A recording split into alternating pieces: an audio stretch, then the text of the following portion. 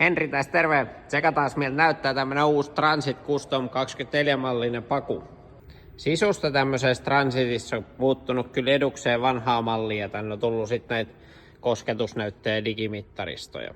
Uuden Customin hinnat alkaa sitten siitä 42 000 kuulemma alkaen. Mikä näissä uusissa Customeissa positiivista vanhaa verrattuna, että näitä saa nykyään nelivetosen ja automaattin. Ja näissä on tosiaan nykyään automaattikytkin muuttunut tommoseeksi ja sitten napista lähtee käymään, ettei ole enää perinteisiä laimia. Katsotaan vielä miltä toi tavaratila näyttää tämmöisissä tonnipakettiautoissa sitten. Eli täällä on ihan hyvät tilat. Täällä on nykyään nappi, että näissä on ilmeisesti sähköiset ovet, ettei ole enää kahvaa. Sehän mä en enää näitä autoja myy, kun tehdään nykyään noita LVI-hommia, mutta kuulemma pojat mielellään tämmöiseen myy, jos joku haluaa tämmöiseen ostaa. Nämä keulan ledivalokki on kyllä omasta mielestä ainakin muuttunut ihan